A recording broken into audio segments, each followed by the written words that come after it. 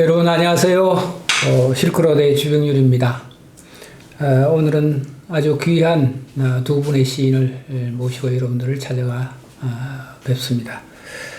2019년 조선일보로 등단하신 문혜연 시인과 또 동아일보로 등단하신 최인호 시인을 모시고 신춘문예 어떻게 준비할 것인가에 대해서 자세한 얘기를 좀 들어보도록 하겠습니다. 우리 문혜연 시인 어떻게 지내셨어요? 네, 저는 요즘 그냥 집, 학교만 반복하면서 예. 지내고 있습니다. 예. 최인호 시인은요? 저는 집, 회사를 반복하면서 집, 회사를 반복하면서 그렇게 하고 계시군요. 아마 이제 세상살이가 좀 어른들 표현입니다. 이거는 어른들 표현에 세상살이가 변화 이런 것들이 이제 작년을 계기로 해서 우리 코로나를 계기로 해서 이렇게 많이 변화가 된다고 하는데 두 분은 혹시 변화가 있거나 그렇지는 않나요? 근데 학교에 있다 보니까 네, 예. 그냥 모든 게 온라인으로 이루어진다는 거 빼고는 그렇게 큰 차이는 없는 것 같아요.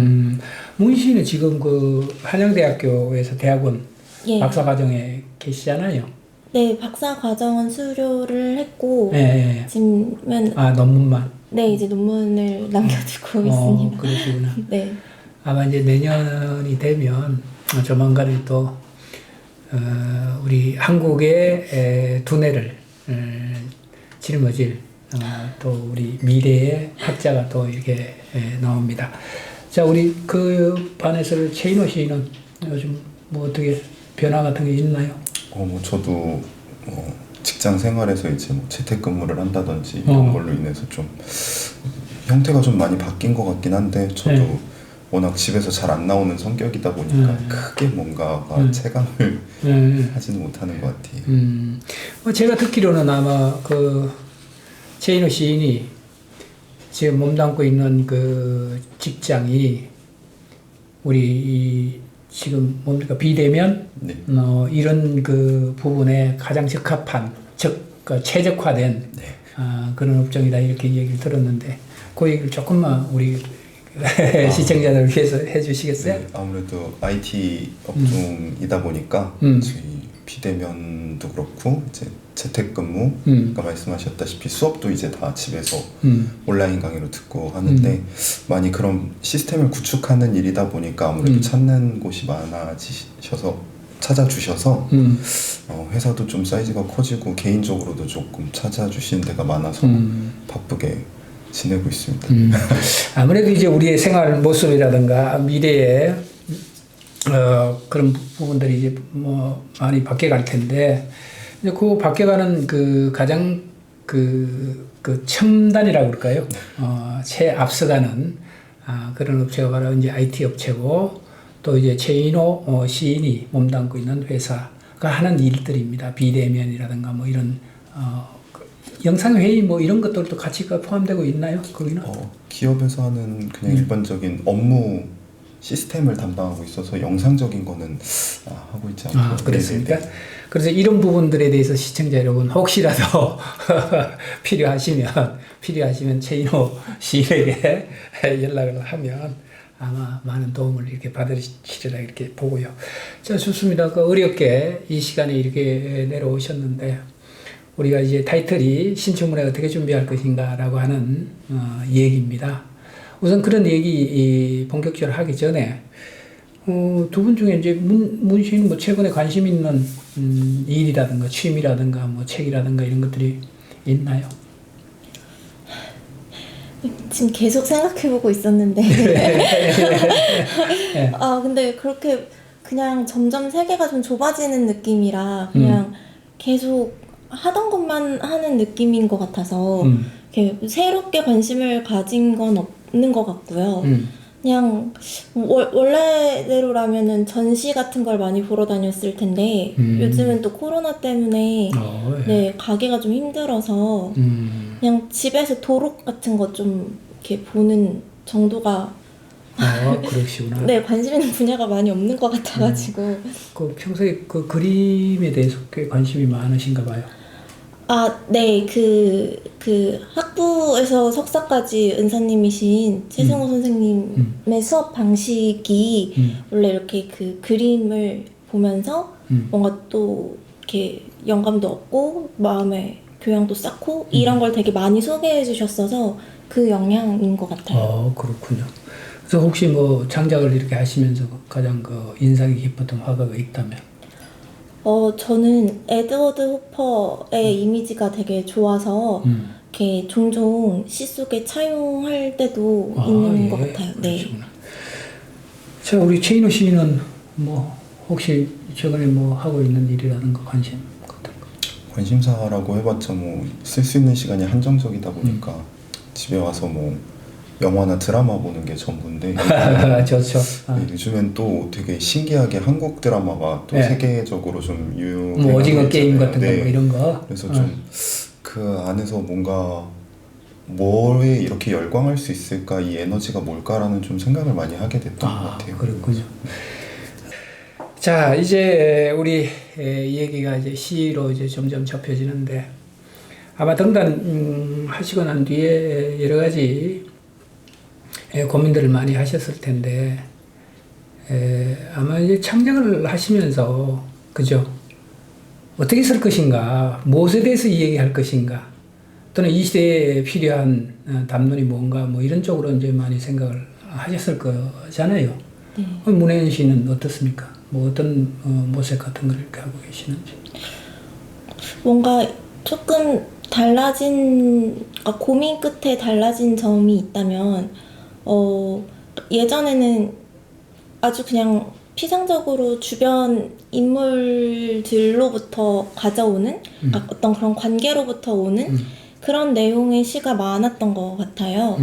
근데 그즈음부터 좀 생각을 하고 있었던 것 같은데 요즘은 그런 상실 같은 것에 되게 관심이 많아져서 제가 그 아주 주변에 가까운 분들 중에는 딱히 돌아가신 분이 없어요. 그러니까 뭐 예를 들면 할아버지는 돌아가셨는데 너무 어릴 때 돌아가셔서 그게 어떤 상실의 경험이나 기억으로 남아있지는 않아서 근데 그러다 보니까 앞으로 뭔가 저는 무더기의 상실을 마주할 거고 시간이 지나면 가족 내적인 그 구성만 보더라도 그렇다 이 말씀이죠. 네. 그래서 그런 상실을 이제 기다리게 되는 것 같아요. 그래서 그걸 기다리는 자세로 시를 좀 요즘은 쓰게 되는 것 같아요.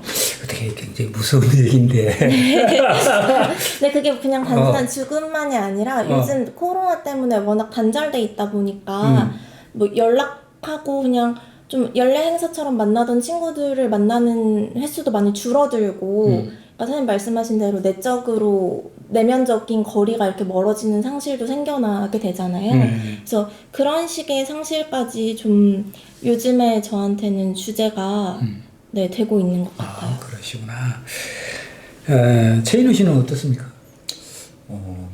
저는 항상 뭔가를 써야겠다라고 쓰는 스타일은 아니라서 뭔가 모색이라기보다는 아까 상실을 말씀해 주셨는데 저도 등단하고 나서 좀 급격하게 많이 바뀐 것 같아요. 좀 시대도 그렇고 개인적으로도 뭔가 제가 그 전에 가지고 있던 하나의 세계가 좀 많이 부서지는 경험을 했어서 요즘에 저는 많이 못 느꼈는데 주변에서 이제 제가 쓴 글을 보고 요즘 따라 좀 우울하고 쓸쓸해 보인다는 말씀을 많이 해주시더라고요. 그래서 예전엔 제가 각을 잡고 조금 두툼하게 써도 되게 발랄하고 그렇다고 하셨었는데 등단 씨도 또 그랬잖아요. 캉캉. 예, 뭐 요즘엔 제가 좀 발랄하게 써도 뭔가 좀 어두워 보인다는 말씀을 많이 해주셔서 말씀해주신 상실이라는 게 한 사람한테 어떤 의미를 가지고 또 어떤 변화를 일으킬 수 있는가를 좀 많이 생각하게 됐던 것 같아요.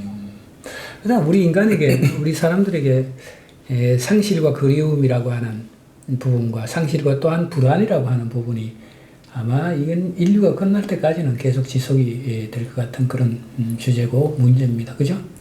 그래서 아마 이제 시를 쓰시는 많은 시인들도 그렇고 또 시를 좋아하시는 모든 분들이 다 이 상실이라고 하는 공통적인 문제를 가지고 고민을 하실 텐데 그렇습니다. 그 표현되고 있는 그 부분들은 슬픔이라든가 아니면 그리움이라든가 아니면 불안이라든가 이런 것들에 대해서 이제 각자가 가지고 있는 가치관과 여기에 준해서 이제 표현이 되는 것 같은데 어쨌거나 최인호 씨 같은 경우는 아마 이제 우리가 뭐 조금 더 그 확장해서 얘기를 하자면 존재론적인 고민 뭐 이런 것들이 곁들여져서 시가 무거워지고 또 어두워지고 그런 것이 아닌가 이런 생각이 듭니다.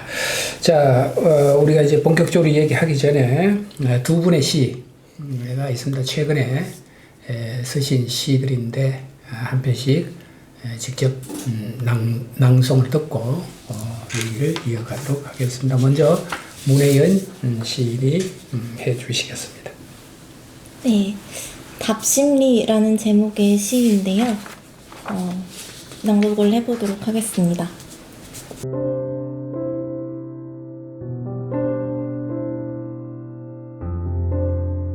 답심리. 당신 묻은 곳에서 옥수수가 자랐어요. 옛날 이야기에선 보통 꽃이던데 어쩐지 난처한 와중에 다시 가는 답심리. 당신 없어진 그곳. 한 걸음 앞서 비가 내립니다. 우산 챙기는 버릇 아직이고요. 흙 점점 짙어집니다. 내리기 전에 깨워주세요. 옆 사람이 부탁합니다. 나는 아무도 깨울 수 없는데. 잠든 얼굴 앞에서 마른 옥수수 같은 기분. 어딘가 우수수 떨어져 버렸고. 미안합니다. 도망칩니다. 마음이 마음대로 안 되면 땅 툭툭 차는 버릇. 정말 여든까지 계속될까요? 다시 걷는 답심리. 막 지하철 지나갔습니다. 텅 빈 땅 위로 꾹꾹 밟아 걷고요. 흙 짙어지고요. 점점 희미해 점점 투명해지는 옥수수 흰 수염 흔들립니다. 깊어지는 땅 툭툭 두드려 봅니다. 당신 얼마나 늙었어요? 대답 없는 질문 되돌아와서 가만히 생각해 봅니다. 옥수수는 한 해살이, 내년에는 없다는데. 모레도 답심리, 아이들 잃어버린 순례처럼 부르지도 못하고 걷고 왔습니다. 가만히 앞니만 혀로 쓸어보면서. 예, 이것이 이제 최근에 쓰신 문혜연 시인의 답심리라고 하는 시인데, 아까 이제 우리 최인호 시인이 뭐 실존, 존재 뭐 이런 것들에 대한 어떤 근본적인 질문, 그래서 참 무거워지고 그 슬퍼진다 이런 얘기를 했거든요. 근데 이 시가 그 어떻게 표면적으로 이렇게 보면 뭐 지금 더 이제 결을 가지고 분석을 하고 이렇게 해봐야 되겠지만 우선 드는 느낌은 참 쓸쓸하다. 그죠? 참 쓸쓸하다. 참 고독하구나. 그런 느낌이 받았어요. 최인호 씨는 어떻게 느꼈어요? 이 시? 저도 좀 비슷한데 특히 좀 이 부분에서 마음이 마음대로 안 된다는 쪽에서 많이 요즘 상황이랑 공감이 돼서 좀 쓸쓸하지만 좀 그래도 위안이 될 수 있는 뭔가 안아줄 수 있는 시가 아닌가. 자, 이런 거를 보면 두 분 다 이제 시가 아마 이제 제가 기억하기를 아는 문혜연 시인도 그렇고 최인호 시인도 그렇고 아마 2년 전인가 제 공간에 오셔서 이제 얘기를 이렇게 하셨거든요. 근데 제 우선 첫 인상이 문혜연 시인은 언어에 대한 그 개념 이런 것들에 대해서 꽤 천착하고 있는 시인이다 이런 생각을 했었고요. 최인호 씨는 굉장히 경쾌하고 밝은 그 이면에 또한 슬픔, 페이소스 같은 것들이 이렇게 있어서 참 좋았던 기억이 납니다. 근데 이제 문혜연 씨 그 이후에 이제 오늘 다시 이 답심리라고 하는 시를 보니까 글쎄요, 왕심리, 우리 김성울 시인의 왕심리가 있죠. 네, 왕심리라고 맞아요. 하는 시가 이렇게 연상이 돼서 참 쓸쓸하다. 왜 이렇게 쓸쓸하지? 뭐지 이게? 뭐 이런 이런 느낌을 받았습니다. 참 좋네요, 시가.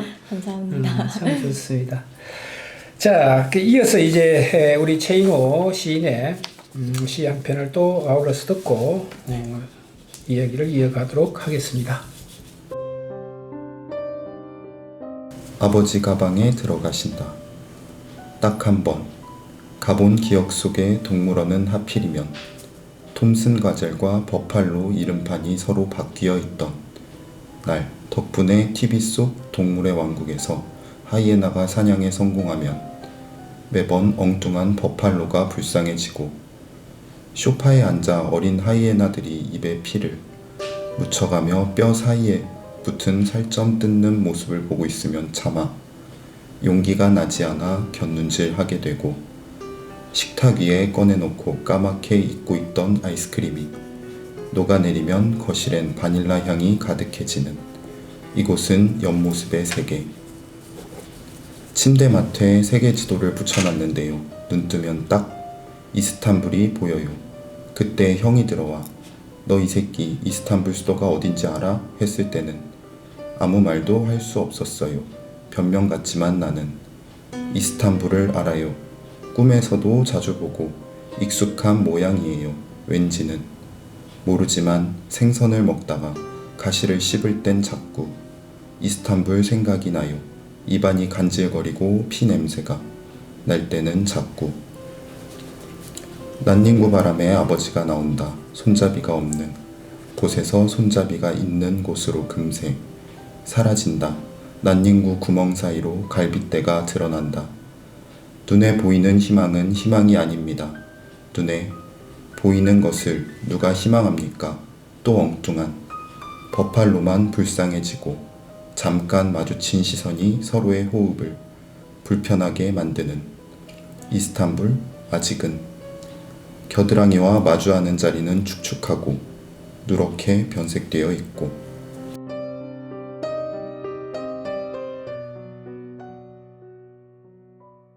좋습니다. 자, 방금 제가 이제 우리 최인호 시인의 그 시적 세계가 물론 이제 진행 과정이고 앞으로 이제 더 이행을 하셔야 되겠지만 굉장히 경쾌하고 밝았다. 뭐 이런 말씀을 제가 드렸는데 아마 거기에 비해서 이 아버지 가방에 들어가신다라고 하는 시는 꽤 서사적이고 그런 구조를 갖고 있어서 참 많이 고민을 하고 계시는구나. 그런 생각이 들었습니다. 우리가 예를 들어서 이제 시적 기법으로 누런이라고 하는 게 있잖아요. 누런. 그 누런은 우리가 그 외부적인 충격이나 아니면 억압이 너무 강했을 때 자기의 또 내면적 세계를 자유롭게 표현하지 못하는 그런 억압에 대해서 이제 얘기를 하는 것이 이제 누런 기법 뭐 이렇게 얘기를 하기도 하거든요. 근데 그런 것들이 살짝 이렇게 좀 보여서 직접적으로는 드러나지는 않아서 뭐라고 말씀을 못 드리겠는데 어쨌거나 그런 어떤 모습들 이런 것들이 보이고 또 거기는 또 변화된 게 있어요. 행간걸침이라고 하는 부분들이 같이 공통적으로 있어서 최 시인이 굉장히 많이 지금 역동적으로 시에 대한 모색을 급격하게 지금 모색하고 있구나. 변화를. 그런 생각을 저는 했습니다. 문혜인 시인은 어떻게 보셨어요? 네. 요즘 이렇게 코로나 시대다 보니까 집에서 콘텐츠들을 많이 접하게 되잖아요. 근데 저는 요즘 유행하던 콘텐츠들을 하나도 못 봤는데 그게 좀 저한테는 너무 폭력적이고 잔인하게만 느껴져서 보기가 좀 힘들더라고요. 뭐 오징어 게임이나 뭐 이런 것들도 마찬가지고. 오징어 게임 보셨어요? 아니요, 저는 볼 엄두도 안 냈어요. 너무 폭력적이라서? 네, 근데 여기서 지금 그려주신 이런 그 TV 속 동물의 왕국이나 뭔가 멀지만 우리가 늘 TV로 보게 되는 그런 머나먼 곳의 폭력 같은 것들을 이제 그려주셨다고 저는 읽었고 네.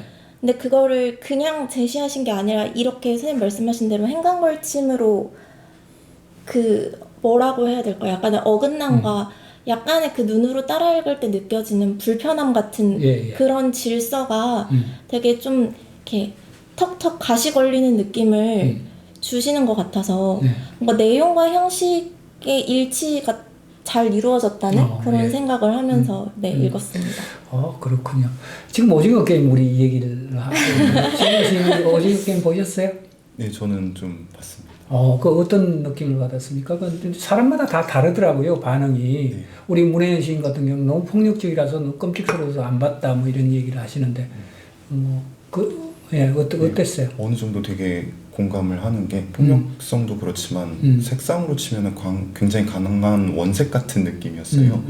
피가 정말 붉다는 느낌을 많이 받았던 것 같고, 그리고 피보다도 더 붉은 게 약간 인간의 욕망 같은 느낌. 그래서 예, 정말 무서워하시는 분들은 무서워할 수도 있겠다.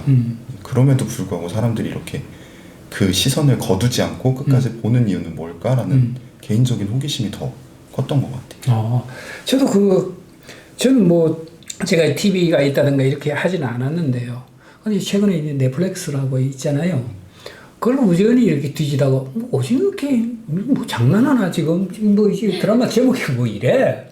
그런 사람은 딱 틀어봤는데 점점 빠져들어가서 10편인가 그 시리즈가 이렇게 나오잖아요. 그게 이틀인가 3일 만에 그냥 멈추지 않고 봤어요.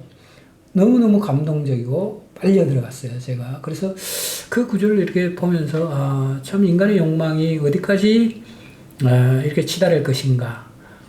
우리는 표면적으로는 뭐 양심이니 정의니 뭐 이렇게 얘기를 하고 있지만 내면적으로 내재하고 있는, 인간이 가장 궁극적으로 내재하고 있는 것이 어떻게 보면 욕망이 아닐까. 물질적 욕망, 돈에 대한 그 추구, 뭐 이런 것들이 이제 현대 생활과 굉장히 밀접하게 버무려져서 많은 생각을 하게 했던 작품이 그 작품이었어요. 그래서 그 배면에 물론 뭐 그 물질이라고 하는 것을 추구하기 위해서는 폭력성도 있고 뭐 아주 뭐라 그럴까요? 표현할 수 없는 그런 잔인성도 있긴 하지만 어쨌거나 그런 것들은 우리가 전부 다 실질적으로는 그걸 행하고 있으면서도 불구하고 뭐 그렇게 행한다는 건 아니지만 그와 준하게 행하고 있으면서도 불구하고 그것을 마치 없는 듯이 호도하고 감추고 있거든요. 그래서 그런 것들을 참 이중적으로 잘 그려낸 작품이 그 오징어 게임이다 이런 생각을 했었어요. 그러다 보니까 요즘 그 한국 그 콘텐츠들이 세계적으로 뜬다면서요. 네. 그렇죠. 오징어 게임인가 이런 것들은 뭐 미국 시장에서도 뜨고 뭐 유럽 시장에서 뜨고 그런다면서요.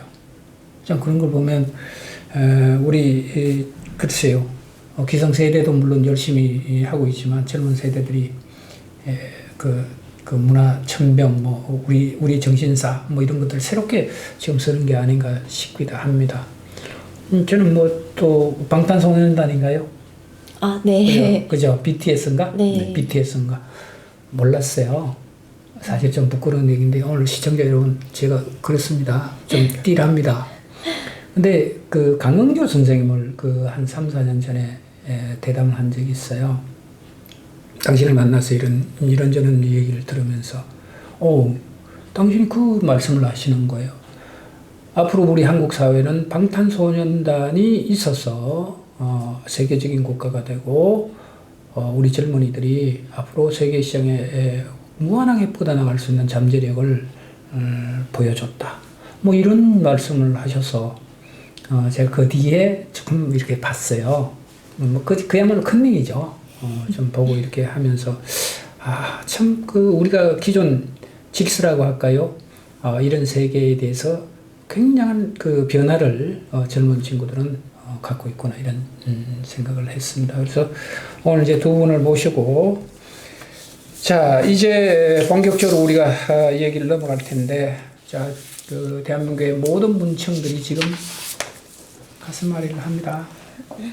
가슴이 지금 뭐 부글부글하고 이루 말할 수 없이 이제 용광로처럼 끓고 있을 텐데 두 분의 얘기를 좀 들어보도록 하겠습니다. 다시 잠시 이제 시인 이전의 시간으로 우리 좀 돌아가서 그렇죠.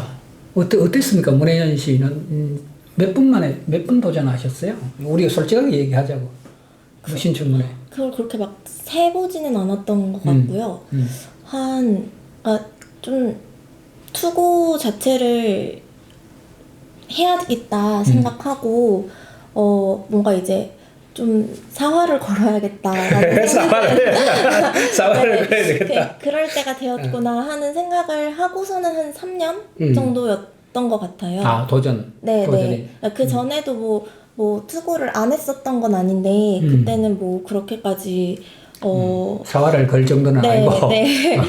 그리고 저는 그 전년도까지만 해도 시만 낸 게 아니고 소설도 내보고 그래요? 네 그랬었거든요. 호흡이 길군요. 문장에 대한 그 표현에 대한 호흡이. 실은 그게 안 돼서 시를 쓰는 거긴 한데 근데 예. 그때 뭔가 그 소설로 써보고 싶었던 이야기들을 다 털어내고 나니까 더 미련 없이 시로 이렇게 올 수 있었던 것 같아요. 예, 그랬군요. 이제 그때는 아마 이제 도전을 하시면서 좌절도 했죠. 그러니까 안 되면 안 됐구나 하면서 근데 그렇게까지 좌절은 안 했던 것 같은 게 저는 저한테 그냥 그 시간을 줬었거든요. 예. 그러니까 30까지만 30 안에 한다. 그렇게 생각을 하고 있었어서 뭐 안 됐을 때 너무 이제 좀 슬프고 좀 그러긴 했지만 근데 뭐 엄청 이렇게 좌절을 하고 그러진 않았었던 것 같아요. 성격상. 30 안에 난 반드시 등단을 한다. 사활을 걸만 하군요. 사활을 걸만 하군요. 혹시 그 투고해놓고 당선 소감 같은 거 이렇게 미리 써놓고 안 했어요? 저는 정말 그런 적도 없고 그런 성격도 안 되고 그리고 아마 그때 선생님 뵙고 여기서 그 이야기 나눌 때도 말씀드렸었지만 정말 그 해에는 투고를 했었다는 사실도 제가 까먹고 있었어서 미리 준비해놓고 이런 거는 전혀 없었던 것 같아요. 최인호 씨는 어떠셨나요? 저도 뭔가 사활을 걸어야겠다고 생각한 거는 정말 얼마 안 되고 나서 그리고 사활을 걸어야겠다고 생각하는 순간 사실 그때까지 가는 것 자체가 어느 정도 주위에서도 좀 알고 있잖아요. 같이 쓰시는 분들도 어느 정도 완성이 됐던 것 같다라는 말씀을 많이 해주시고 그래서 했는데 그 전부터 저는 투고할 때마다 좀 떨어져서 오히려 다행이다라는 생각을 좀 많이 했었던 것 같아요. 투고했다가 떨어지고 네. 투고했다가 떨어지고 그럴 때마다 어떻게 보면 좀 다행이다. 그래서 보면은 먼저 등단한 선배들이나 보면 되게 제가 봤을 땐 되게 의리의리한 사람들이었거든요. 그래서 나는 저 위치에 올라가면 분명히 못 견딜 거야 라는 생각을 많이 했었어서 내심 한편으로는 그래도 등단해서 쓰고 싶다라는 생각도 했는데 한편으로는 차라리 안 돼서 다행이다. 나는 그래도 시를 평생 즐기면서 쓸 수 있겠구나라는 생각을 했었는데 오히려 당선됐을 때 되게 무서웠던 것 같아요. 그 전화를 받았는데 어떻게 하지? 나는 이제 어떻게 하지? 라는 생각이 너무 컸어서 아까 뭐 그 당선 소감도 미리 써놨냐고 물어보셨잖아요. 당선 소감을 제가 미리 써놨더라면은 지금도 그때 했던 당선 소감이랑 그 이제 했던 말들 때문에 아직도 놀림을 많이 받는데 좀 더 멋있게 좀 더 좋은 말들로 채울 수 있지 않았을까 생각이 좀 드네요. 지금 와서 생각해요. 우리가 보통 인간에게는 그런 양가 심리가 있다 그래요. 하나의 목표를 정하면 그 목표가 이루어졌으면 좋겠다라고 하는 그 바람이죠. 그 바람이 있고 또 그 다음에 또 한편 두려움 같은 것들이 있어서 내가 꿈에 그리던 그 목표를 이루면 나는 과연 어떻게 될 것인가? 과연 지금 최인호 시인이 말씀하시는 것처럼 감당할 수 있을 것인가? 라고 하는 그 불안감이 있어서 도망가고 싶은 도망자 심리가 있대요.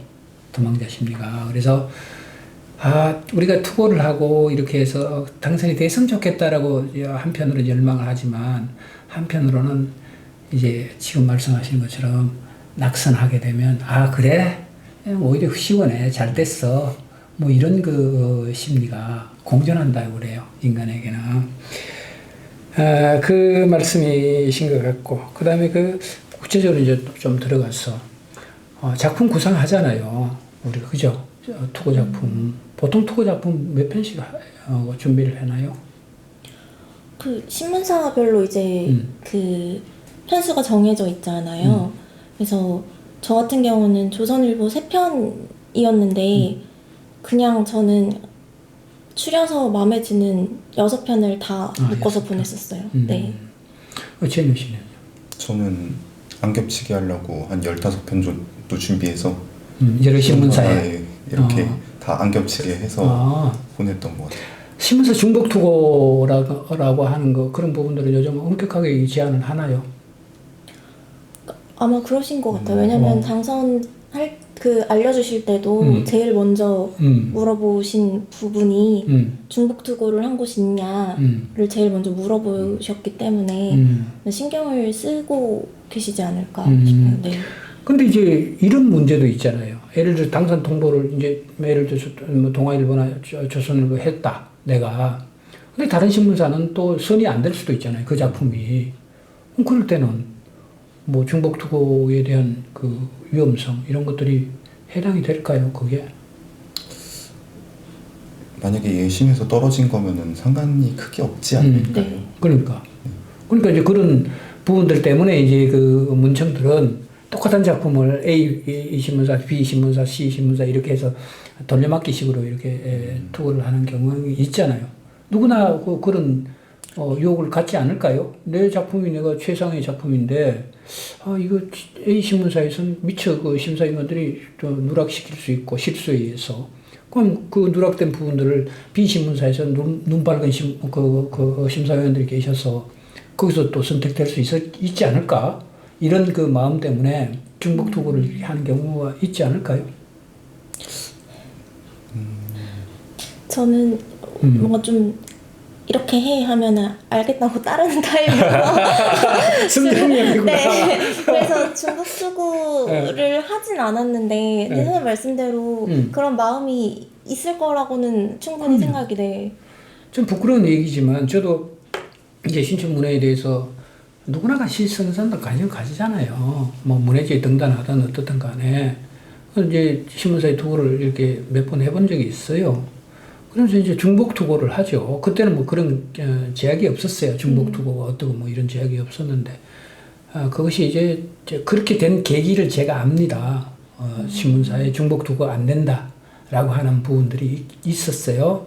그게 이제 제하고 밀접하게 관련된 이 얘기입니다. 그런 부분들이 있어서. 그건 뭐 제가 구체적으로 말씀 못 드릴 테고. 어쨌거나 이제 저도 중복투고를 이렇게 하면서 이제 발표 날짜가 다 다르잖아요. 그죠? 발표 날짜가. 대체적으로 뭐 12월 한 20일부터 25일 사이에 발표가 이렇게 되잖아요. 그럼 뭐, 얘기 들어보면 예를 들어서 뭐 A 신문사가 20일 날 누구를 발표했다더라, 통보했다더라 이런 얘기 들으면 나는 그래 A 신문사는 찌질한 신문사잖아. 그러면서 이제 B 신문사를 내심 기대를 해요. 그 다음에 이제 B 신문사 또 누구를 통보했다더라 뭐 이런 얘기 있잖아요. 소문이 돌거든요. 그러면 그래 A, B 그래 이 시대는 뭐 내 같은 천재를 알아볼 수 있겠나 뭐 이런 생각을 하면서 위안을 가졌던 그런 때가 있었어요. 아마 지금 많은 문청들이 저와 같은 생각과 저와 같은 행동을 또 반복해서 이렇게 하실 텐데 두 분은 이제 중복투고 이런 것들은 이제 엄격하게 제한을 하고 있으니까 그걸 하지 않으셨다라고 얘기를 하시잖아요. 대체적으로 이제 신춘문예를 내가 응모를 해야 되겠다라고 하면 그래도 뭐 습작 이렇게 해서 그 중에서 추리면 한 20편 정도는 추려놓고 그 다음에 다시 이제 퇴고하고 이런 걸 겪지 않나요? 보통 어때요? 문혜연 씨는 어떠셨어요? 근데 저는 당선되던 전해에는 되게 이렇게 많은 편수를 준비해서 근데 저도 겹치지 않게 여러 신문사에 보냈었는데 당선되던 해에는 좀 시간적으로 저한테 여력이 많지가 않았어서 그래서 그냥 가장 오래 가지고 있었던 그러니까 가장 오래까지 남겨뒀던 시들을 매만져서 냈었던 것 같아요. 그러시구나. 최인우 씨는? 저는 조금 반대였던 게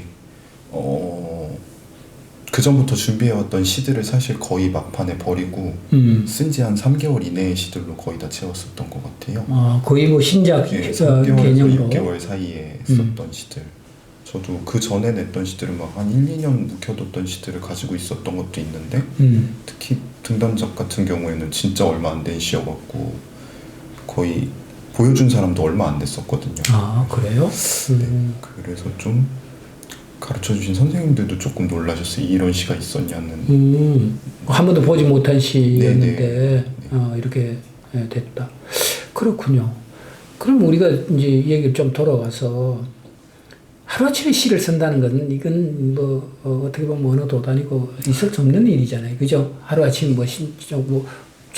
어제 저녁에 끄적거렸는데 끄적거린 그 작품을 뭐 신문사 냈더니만 오늘 뭐 당선 통보가 왔다. 뭐 이런 기적적인 일은 있을 수 없잖아요. 대체적으로 뭐 그런 경우도 없지 않아 있겠지만 아마 우리가 세상 살아가는 데는 그런 기적이 일어나리라고 하는 것도 1%도 안 될 겁니다. 근데 그런 차원에서 이렇게 보면 두 분은 시를 이제 처음 쓰기 시작하고 또 혼자는 아닐 거잖아요. 그죠? 동아리도 있고 또 선생님도 계시고 뭐 이렇게 할 텐데 그런 모임들 속에서의 그 활동은 어떻게 하셨어요? 문혜연 씨는? 근데 저는 등단할 당시에는 정말 그런 창작 모임 같은 게 전혀 없이 그래요? 그냥 혼자만 계속 쓰고 고치고 하던 시기였던 것 같아요. 그러니까 시를 쓰기로 시작하고 항상 선생님 말씀대로 화평을 하는 모임들이 있었는데 마침 그게 딱 없던 한 해가 2018년이었고 그 다음에 그렇게 하면서 혼자 계속 그냥 썼던 걸 보고 고치고 했었고 지금은 또 다시 이런 모임에서 여러분들과 시를 나누고 있는데 어떻게 하다 보니까 그때는 그렇게 혼자만 쓰고 읽는 시기였던 것 같아요. 그러시군요.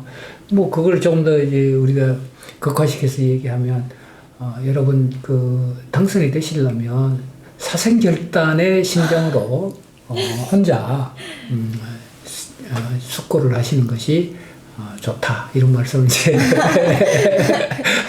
문혜연 시인이 하신 것 같습니다. 자, 우리 제인호 씨는 어떻게 활동하셨어요? 그 당시에 저도 같이 쓰던 분들이 계셔서 많이 보여드리고 했었는데 그때 아마 모종의 사유로 저도 한 3개월에서 6개월 정도 합평을 못하던 시기가 있었어요. 근데 그때 대부분 준비했던 시들이라서 조금 공감이 가네요. 좀 혼자서 뭔가를 혼자 모색하는 네. 그 시기가 있었던 것 같습니다. 굉장히 중요하다. 왜냐하면 우리가 그 외형을 넓힌다는 것은 아마 동아리라든가 문우들이죠. 같이 그 문학을 도모하는 그 친구들을 하고 이렇게 어울릴 때는 외연을 넓히고 정보를 이렇게 수집하고 이럴 때는 많이 도움이 되지 않겠습니까? 근데 이제 그것을 심화시키고 훨씬 더 성화시키기 위해서는 나만의 세계로 다시 침잠해가는 그런 과정이 좀 필요하다. 그렇게 해서 이제 우리가 한 편 한 편씩 시를 완성해 갑니다. 그런데 제일 중요한 것은 무엇에 대해서 노래할 것인가. 그 첫 번째고 두 번째는 어떤 그 부분으로 표현할 것인가. 이게 이제 테크니컬한 부분이잖아요. 이런 부분들은 이제 우리가 흔히 보면 문장 수업 뭐 이렇게 하기도 하고 표현력의 배가 뭐 이런 얘기도 하기도 하는데 아마 그 두 가지를 무엇에 대해서 쓸 것인가라고 하는 문제와 그 다음에 만약에 그 한 부분이 착상됐다고 하더라도 그 착상된 것을 언어로 이제 그것을 형성해 내야 되잖아요. 그런 부분들을 어떻게 조화롭게 할 것인가. 요게 이제 제일 관건이잖아요. 그런 점에서 이제 최인호 시인부터 한번 제가 여쭤볼까요? 무엇에 대해서 고민을 제일 많이 하셨어요? 그 당시에는 그냥 저도 뭔가에 대해서 깊게 생각하는 타입이 아니어서 그냥 제 삶의 상황에 아니면은 이 안의 목소리에 대해서 그냥 좀 솔직하게 말을 하는 편이었어요. 그래서 그때 화평을 할 때도 제일 많이 들었던 소리가 정말 다른 데 관심이 없구나. 밖에 관심이 없구나. 넌 너한테만 관심이 있구나. 약간 이런 얘기를 많이 들었었는데 정말 그런 걸 뭐에 대해 써야겠다라고 생각하지 않고서도 사실은 펜을 들면은 나오는 목소리가 지금의 내가 가장 예. 관심을 가지는 목소리인 거잖아요. 그래서 저는 좀 자연스럽게 그런 걸 썼던 것 같고, 테크니컬적으로 얘기를 하면 사실 등단을 하고 싶고 뭔가를 만드시는 분들은 신선한 표현이라던가 뭔가 새로운 거를 사실은 갈구를 하잖아요. 예, 아, 이건 예. 너무 구태의연해 보이고 트렌디하지 않아 보이고 사실 그런 생각을 많이 하는데, 그것보다도 사실은 자기가 제대로 할 수 있는, 자기가 제일 잘할 수 있는 걸 하는 게 좋지 않을까. 그게 자기가 편하게 낼 수 있는 목소리니까 가장 자기가 좋은 목소리를 낼 수 있는 방법이기도 하고, 어떻게 보면 너무 기술에 따라가다 보면은 분명히 함정을 마주하는 순간이 오는 것 같긴 해요. 경향성이라든가 뭐 이런 것들에 네, 메모리 되면 네. 그렇군요. 그래서 우리가 이제 가끔 그런 얘기를 하잖아요. 신춘문예가 발표가 되고 그다음 당선자가 선정이 되고 나면 올해의 경향이 뭐 이렇다, 뭐 지난 그 경향성이 이랬다, 뭐 이런 쪽으로 이제 분석하는 경우가 참 많거든요. 근데 저는 물론 그것도 의미 있는 분석이지만 혹시 우리가 신춘문예라고 하는 것, 시적 세계라는 것이 어떤 유행이 있어서 아까 트렌드 얘기를 하셨는데 트렌드가 있어서 그런 방향으로 좀 더 몰입해 간다면 그거야말로 뭡니까 뭐 제품이지, 그죠? 공장에서 찍어내는 일종의 제품이지 예술이라고 할 수 없는 거 아니냐, 이런 쪽으로 이제 생각을 좀 합니다. 저도. 그에 비해서 이제 우리 문혜연 씨는 어땠나요? 저는 당시에는 되게 시를 쓰는 시작을 항상 좀 메모로부터 약간 그냥 이렇게 메모. 네, 지나다니다가 어제도 메모를 하나 했는데 예. 이렇게 어떤 분이 이제 운전을 하는데 앞에서 자전거를 너무 빠르게 이렇게 타고 지나가는데 그런 걸 보면 문득 자전거 타는 사람의 뒷모습은 다 신이 났구나. 약간 이런 식의 그렇게 보고 생각한 걸 바로 이렇게 메모를 좀 해두는 편이에요. 그래서 그런 메모들로부터 출발해서 이미지를 이렇게 확장시켜 나가는 식으로 많이 썼던 것 같아요. 내용으로 보면은 조금 이제 약간은 되게 자기 자신에 대해서만 얘기를 하셨다 했는데 저는 오히려 다른 사람과 마주한 나에 대해서 되게 좀 많이 썼던 것 같고 뭔가 그런 속에서 온전하게 이해받을 수 없고 이해할 수 없는 그런 얘기를 좀 많이 썼던 것 같아요. 그 다음에 기술이라고 할 만한 거는 제가 뭐 그렇게 갖고 있는 느낌은 아니어서 근데 제가 하나 늘 염두에 두고 시를 퇴고할 때마다 고민을 하는 건 리듬과 결인 것 리듬. 같아요. 네. 그래서 같은 말을 쓰더라도 조사 하나 차이로 리듬이 달라지니까 네, 맞습니다. 예. 최대한 뭐 모음이라던가 아니면은 뭐 자음의 그 어떤 종류들을 조금 맞춰본다거나 또 그런 식으로 하다 보면은 시가 의외의 방향으로 이렇게 비슷한 발음들로 가다 보면은 생각지도 못한 방향으로 이렇게 넓어질 때가 있어서 그런 리듬을 정말 중요하게 생각해서 퇴고를 했고 그다음에 아까 말씀해주신 게 뭔가 자기만의 것이 필요하다, 경향이나 트렌드함보다는 비슷한 맥락에서 저는 자기만의 분위기를 가진 시가 결론적으로는 좋지 않을까 하는 생각이 들어요. 그렇습니다. 우리가 대체적으로 보면 많은 사람들이 관심을 갖는 것이 시대 정신 뭐 이런 쪽으로 얘기를 하고요. 또 이제 아까도 우리가 프로그램 진행하기 전에도 이제 그런 얘기를 좀 나눴는데, 우리 다들 지금 뭐 코로나 때문에 굉장히 그 사회가 급격하게 변화되고 그동안 우리가 이것이 삶이야라고 생각했던 것들이 어떻게 보면 그것이 전복되고 뒤집어져서 새로운 그 측면에서의 삶을 들여다보고 있는 그런 것들을 우리 많이 겪잖아요. 그러면 그런 어떤 시대의 정신에 대해서 좀 담아내는 그런 시가 또 혹시 맥히지 않을까 뭐 이런 또 그 착각을 아니 유혹을 받을 수가 있단 말이죠. 그죠? 그럼 그런 부분들에 대해서는 뭐 최인호 씨는 어떻게 생각해요? 이 시대가 지금 이런 그 문제를 안고 있으니까 그 문제에 대해서 직시하고 표현해낸다는 것들에 대해서. 굳이 그 문제를 계속 이 문제를 꼭 얘기해야 돼라는 것보다는 그 문제를 얘기해야 될 타이밍이 왔을 때 숨기지 않고 그냥 용기 내서 말할 수 있는 게 저는 중요하지 않나 싶습니다. 너무 거기에 그 생각만 하게 되면 세상이 다 그렇게 보이긴 하잖아요. 그렇죠. 그렇기 때문에 그렇다고 또 아닌 걸 아니라고 숨기는 것보다는 뭔가 내가 말을 하다가 그 얘기에 대해서 할 얘기가 있을 때 피하지 않고 할 수 있는 용기가 좀 필요하지 않나. 좋습니다. 문신은요?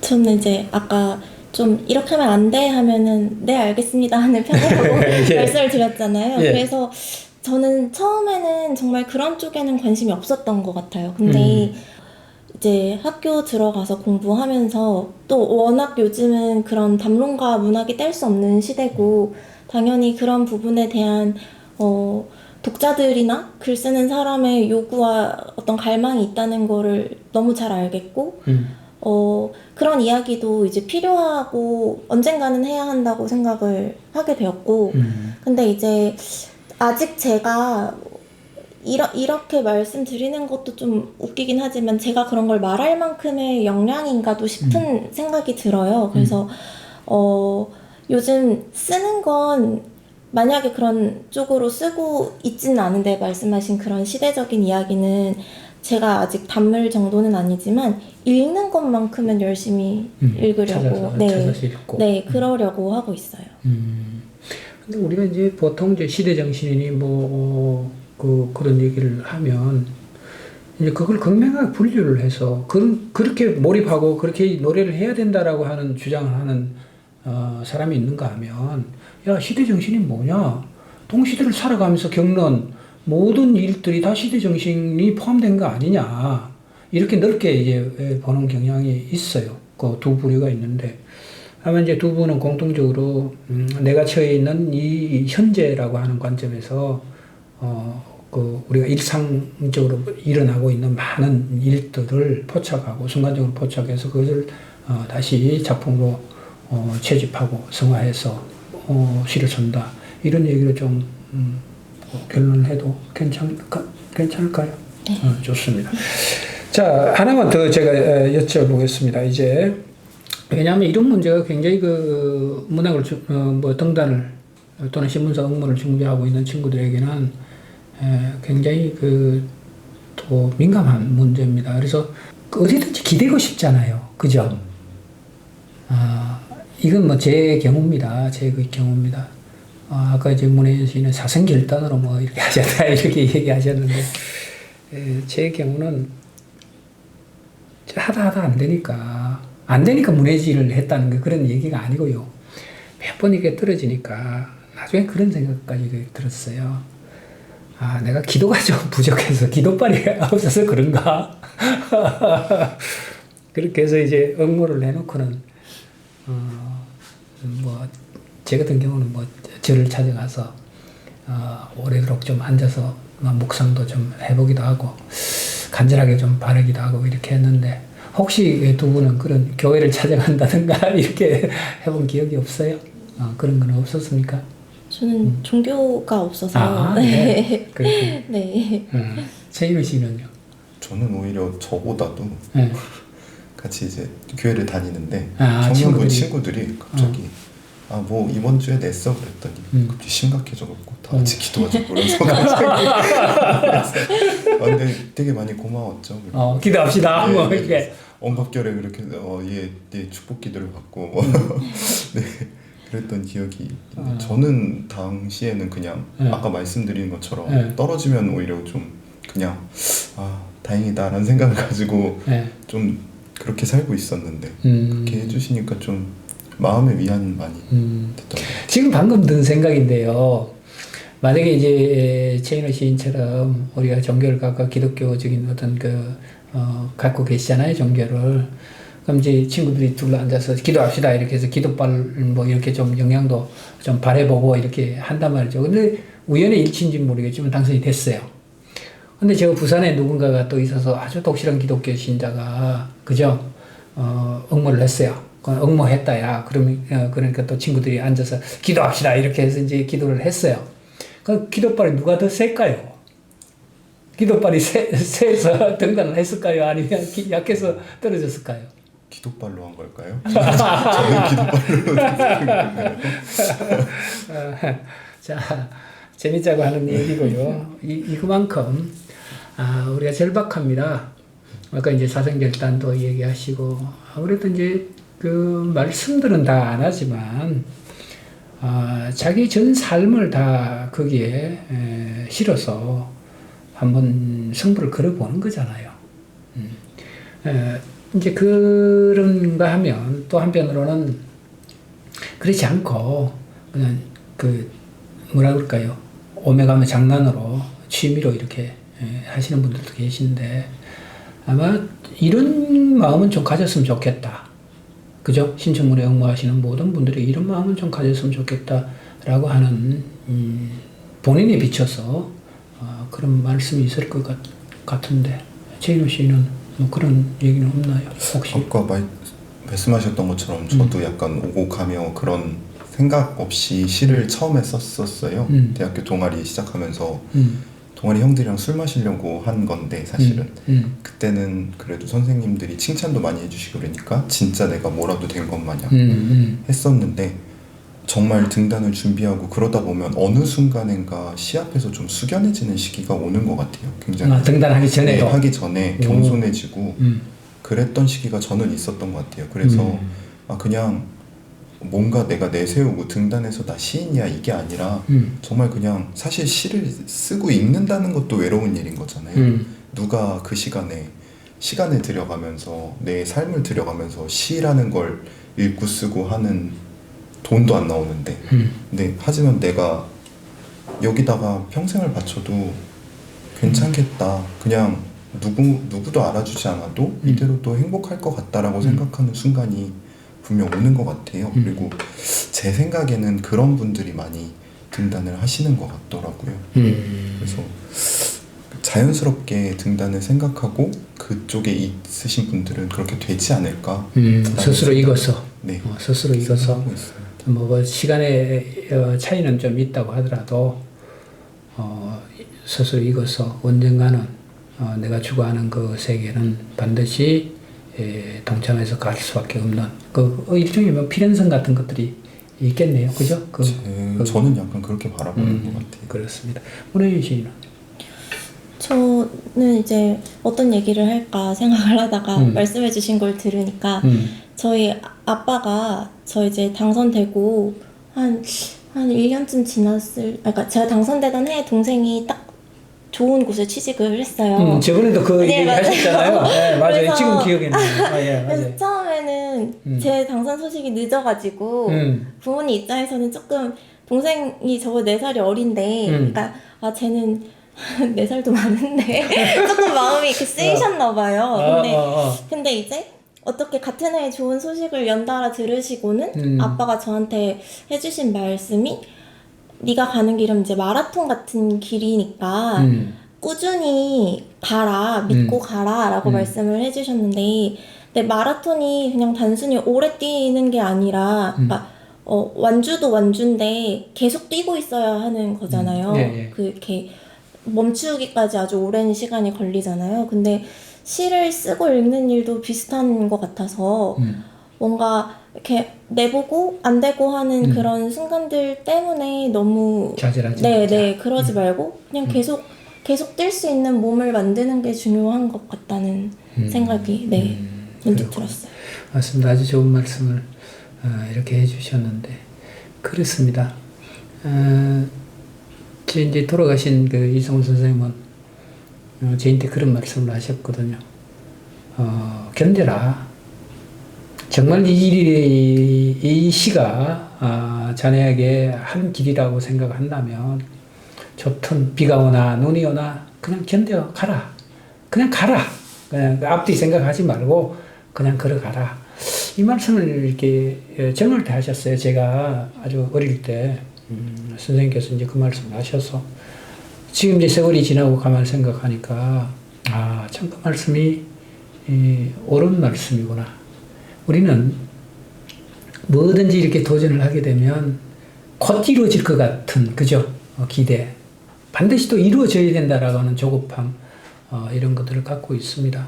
누구나가 다 뭐 한 번 도전해서 덜컥되면 얼마나 좋겠습니까? 그렇지만 세상 일이란 것은 그렇게 이루어지는 것이 아니라 그런 결들이 이제 하나하나 그 조개가 진주를 품듯이 이렇게 해서 나중에 이제 하나의 결실을 가질 텐데 그렇게 되기 위해서는 꾸준하게 견뎌가고 그 끝없는 모색과 또 거기에 모색을 통해서 또 채집하고 그것을 작품으로 다시 만들고 이런 과정의 반복성 이런 것들이 필요하지 않는가 이 말씀을 좀 해주신 것 같습니다. 자 이제 우리가 시간이 점점 지나가고 있는데 자 이제 조금 이제 입장을 바꿔놓고 이제 생각을 해보자고요. 우리가 등단하기 전에는 등단한 시인들 뭐 이렇게 보면 아주 야 저희는 어떻게 등단했을까 대단하네 뭐 이런 생각을 갖잖아요. 저도 마찬가지였습니다. 저도 이제 같이 공부를 이렇게 하면서 제가 제일 꼬발이라고 하면 이게 사투리인가요? 꼴찌로 꼴찌로 등단을 한 것 같은데 일찍 등단한 친구들은 참 그 뭐 친구지만 부럽죠. 부럽고 존경하고 하지만 또 인간의 마음이란 게 그게 부럽고 존경하는 마음만 있는 게 아니고요. 또 시기 질투도 있고 그렇습니다. 근데 그 와중에서 그것을 표현하는 억누르는 과정은 정말 아프거든요. 그렇습니다. 그래서 그런 시절에 이제 등단한 또는 시인이다 아니면 좋은 시를 쓰는 친구들을 이렇게 보면 한편은 굉장히 부럽고 그죠? 나는 언제 저렇게 가나 이런 생각을 하게 됩니다. 근데 막상 내가 시인이 되고 나니까 또 다른 목표가 생기고 또 다른 문제가 또 있잖아요. 그런 얘기를 좀 해볼까요? 등단 전후에 달라진 점, 등단 전에는 이랬는데 등단 후는 뭐 이렇게 되더라. 아니면 지금 현재는 뭐 이런 고민에 쌓여 있다. 이런 것과 같이 아울러서 좀 얘기를 해주실래요? 문 시인이 좀 먼저. 네.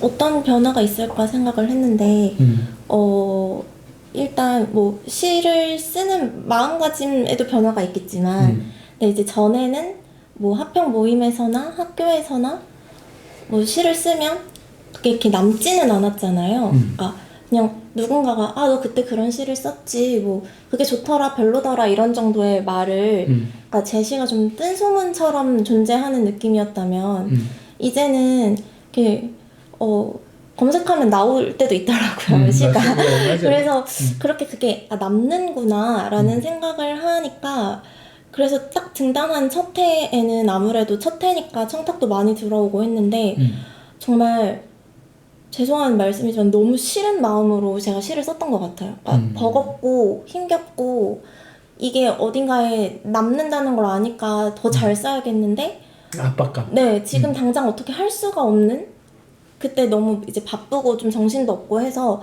이거를 이렇게 하면 안 될 것 같은데 하면서 잘못된 길인 것 같은데 계속 글로 갈 수밖에 없는 그런 느낌이 되게 첫 해에는 강했던 것 같고 근데 좀 시간이 지나서 이제 제가 요즘은 어떤 일도 하지 않고 정말 집과 학교만 오가면서 글을 읽고 쓰고 하다 보니까 좀 더 좀 마음이 그러니까 좋아진 것 같아요. 시를 읽고 쓰는 마음 자체가. 근데 제가 그렇게 좀 좋아지고 편해지니까 또 제 마음에도 들고 주변에서도 좀 좋다고 하실 때도 있고 그래서 등단은 정말 어떤 단계로서 선생님 말씀하셨지만 등단 이후엔 이제 또 뭘 해야 될지 모르겠는 그런 마음에 너무 허우적거리다가 이제 좀 빠져나와서 이제 다시 이런 게 내 거구나 하고 쓰려고 찾아가는 시기가 지금인 것 같아요.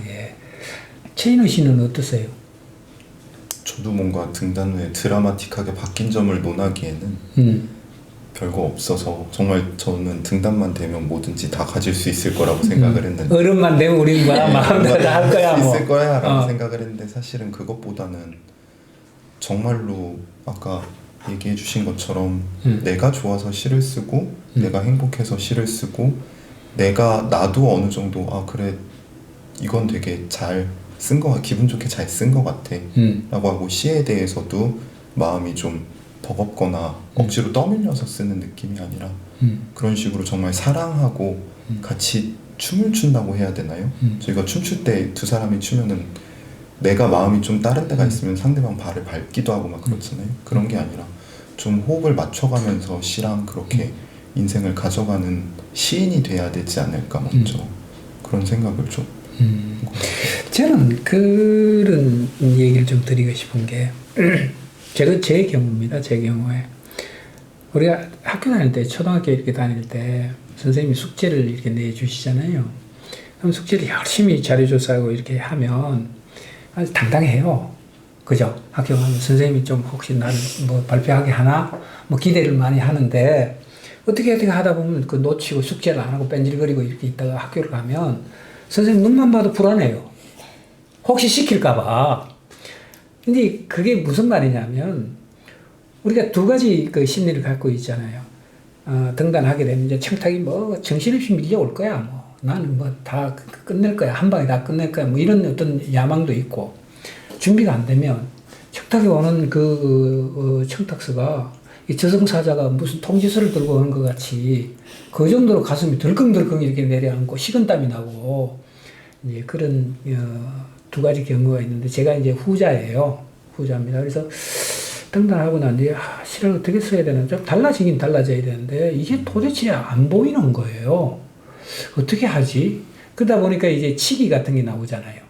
그동안 뭐 아주 나쁜 습관 같은 거 이제 테크니컬한 그런 부분들로 살짝 이렇게 윗선으로 감추고 뭐 이런 것들 그건 금방 들통이 나죠. 금방 들통이 나잖아요. 그것도 이제 써먹을 때까지 이제 1, 2년 써먹고 나면 미천이 떨어져요. 그 다음부터는 이제 어디든지 뭐가 무너진대요. 뭐 어떻게 하면 식은땀부터 나요. 네네 말은 네네 감사합니다 하지만 그 이면에는 식은땀이 쫙 이렇게 흘러요. 그런 걸 보면 우리가 등단했다 안 했다가 중요한 것이 아니라 내가 얼마나 준비가 되어 있는가라고 하는 문제가 중요하고 또 내가 가고자 하는 길에 대해서 좀 즐기자는 거지. 좀 즐거워야 되지 않겠습니까? 그래서 그것이 무슨 뭐 의무적으로 뭘 해야 된다 뭐 이런 것보다는 내가 즐거워서 하다 보니까 하나의 세계가 되고 뭐 이런 것들이 좀 갔으면 좋겠는데 우선 이제 신청문회를 준비하고 있는 문청들에게는 이런 얘기까지는 아직은 영원한 그런 얘기가 아닐까 싶어요. 그래서 아마 이제 전국에 한 뭐 100만 명이 이렇게 우리가 속을 끓이고 계시다고 한다면 그 중에서 이제 한 10명이나 20명 정도가 이제 신청문회로 이렇게 등단을 하실 텐데 우리 얘기는 좀 참고가 됐으면 좋겠다. 그죠? 참고가 됐으면 좋겠다. 그 생각입니다. 자, 이게 이제 어떻게 보면 오늘의 가장 좋은 얘기가 될 수가 있는데요, 여러분. 두 분이 이제 실질적으로 경험하신 분이잖아요. 그 다음에 우리 속담에 그런 말이 있습니다. 고기도 먹어본 놈이 잘 먹는다. 뭐 이런 농담 비슷하게 이제 말이 있는데 등단해 보신 분이 등단에 대한 얘기를 할 수 있고요.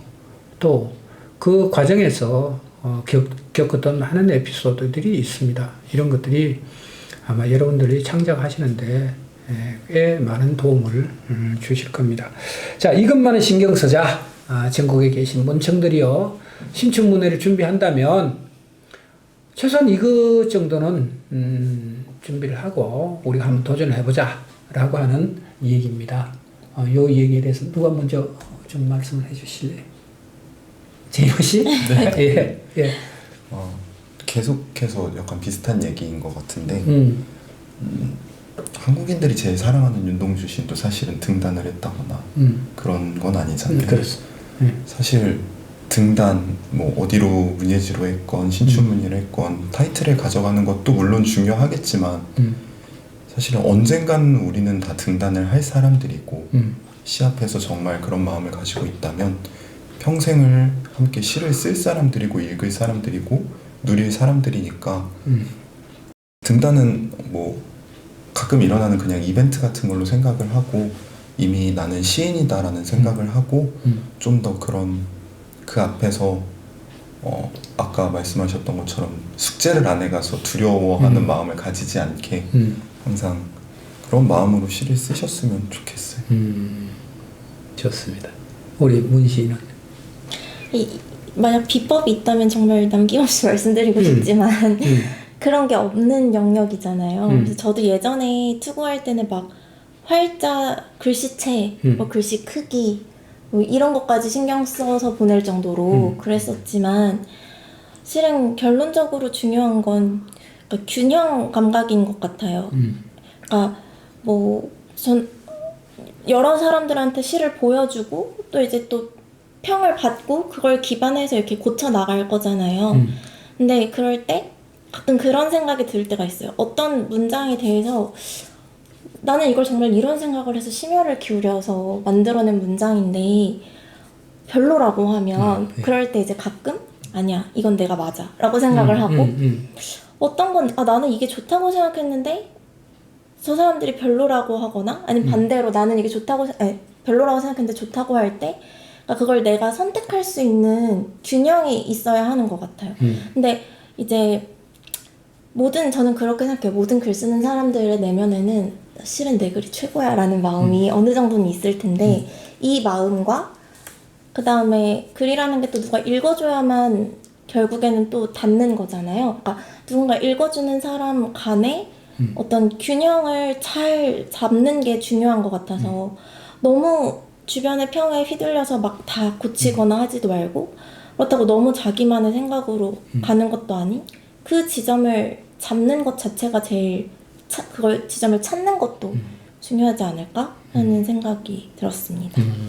우리가 이제 조금 추격을 하면 아마 이제 자기 세계라고 있잖아요. 시의 뭐 출발은 나의 세계에 대한 얘기, 나의 가치에 대한 얘기 이런 게 이제 출발인데 너무 독선적으로 그렇게 가게 되면 우리가 보편성이라고 하는 문제하고는 좀 거리가 멀어지고요. 또 보편성에 너무 기대고 보니까 그게 이제 대중성과 이렇게 영합하는 그런 부분, 상투성과 이제 결탁이 되고 이런 경계의 지금 말씀인 것 같아요. 그래서 그런 부분들을 잘 효율적으로 유지를 해가는 것이 참 좋다 또는 필요하다 이런 말씀이신 것 같습니다. 자, 이제 이 시간이 마무리하는 시간이 들어왔습니다. 자, 지금까지 우리가 여러 얘기를 이렇게 주마간산처럼 하고 지나왔습니다. 근데 이제 꼭 이거는 내가 한번 해줘야 되겠다. 또 선배로서, 그죠? 선배로서 이 말은 문청들에게 좀 했으면 좋겠다. 아니면 지금 준비하고 계시는 분들이 수고로움을 좀 덜 드는 차원에서 이런 것들은 좀 했으면 좋겠다. 아까 이제 문혜연 시인이 참 좋은 말씀을 하셨습니다. 무슨 비법이 있어서 하루아침에 뚝딱 무슨 도깨비 왕명이처럼 완성되는 시란 없다는 거죠. 없다는 거죠. 그래서 오래도록 습작하고 공부하고 이런 과정을 다들 이렇게 겪을 텐데 이분들에게 내가 겪어보니까 이것만은 좀 부탁하고 싶다. 중복된 얘기일 수도 있죠. 근데 어떤 말이 있을까요? 두렵나요? 두려워서 지금 이걸 후환이 두렵구나 지금.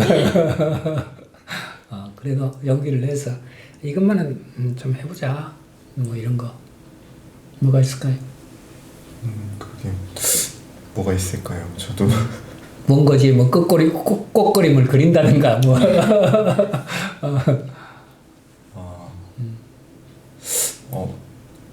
너무 작품 고를 때 먼저 이거는 너무 상투적이야. 이거는 안 될 것 같아. 나누면서 너무 선을 안 그으셨으면 좋겠어요. 그래도 자기 기준이란 게 있어야 되지 않겠어요? 저는 오히려 그때 당시에 잘 썼다라는 평을 들은 것보다 제가 쓸 때 기분 좋았던 것들 제 기분에 맞춰서 좀 많이 냈었는데 그런 결과가 더 좋았던 적이 있었던 것 같아서 이게 굉장히 중요한 얘기입니다, 여러분. 모두가 다 좋다, 괜찮다라고 하는 작품은 이미 익히 우리들에게 익숙해졌거나 아니면 내습이 된 그런 세계잖아요.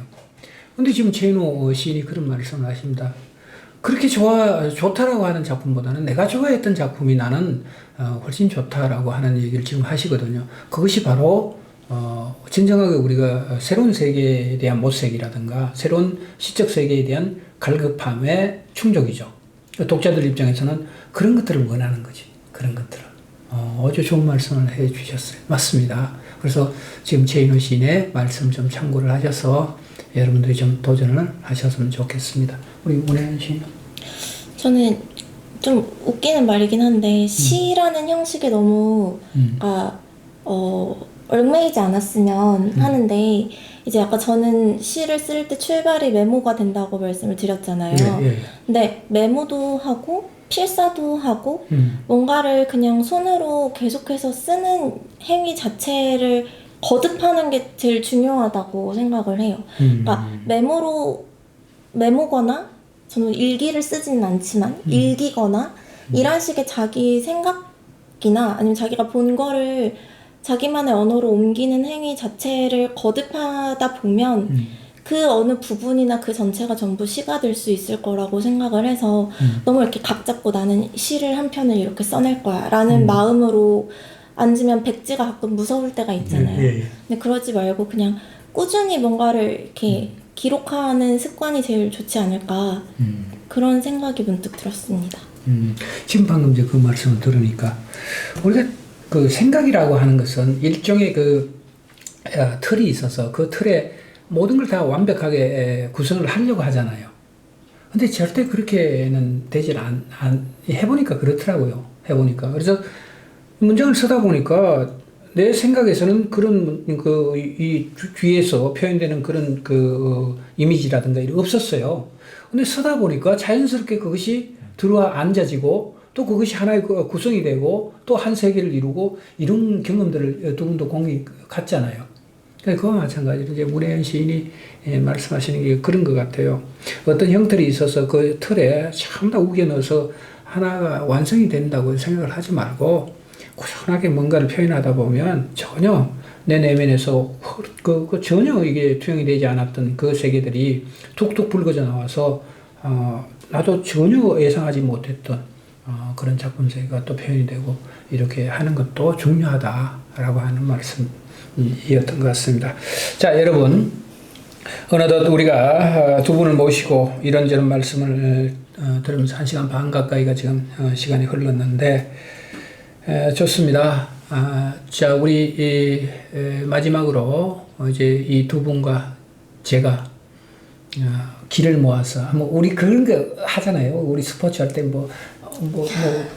화이팅 이런 거 우리 한번 할까요? 우리 그 문청들을 위해서. 예? 자, 하나 둘 셋 하면 뭐라고 할까요? 힘내세요. 너무 상투적인가요 이게? 뭐 했으면 좋겠어요? 당선? 등단 등단? 이건 너무 폭력적이라서 그죠? 한번 잘해보세요. 이건 너무 객관적인가? 잘해봐라. 이런 거. 행복하세요로 할까요? 행복하세요? 응모 잘하세요. 이런 거. 오케이? 그 가장 평범하죠? 그래서 응모 잘하세요. 자, 하나, 둘, 셋 하면 응모 잘하세요. 오케이? 네. 좋습니다. 하나, 둘, 셋. 응모 잘하세요. 좋습니다. 자, 전국에 계신 우리 문청 여러분, 시를 사랑하시는 모든 분들, 오늘은 19년 조선일보로 등단하신 문혜연 시인과 동아일보로 등단하신 최인호 시인을 모시고 신춘문예 모든 것은 아니지만 그래도 나는 이렇게 도전하고 여러분들도 이렇게 좀 해봤으면 좋겠다 라고 하는 말씀을 같이 좀 나누었습니다. 두 분의 말씀이 아주 중요한 변곡점으로서의 여러분들에게는 많은 참고가 되기를 바라고 또 시를 쓰시는 데 있어서 여러 가지 밑거름이 좀 되었으면 좋겠습니다. 여러분 고맙고 또 두 분 오늘 이렇게 출연해 주셔서 너무너무 고맙습니다. 늘 건강하시고 또 뵙도록 하겠습니다. 감사합니다. 감사합니다. 여러분 감사합니다.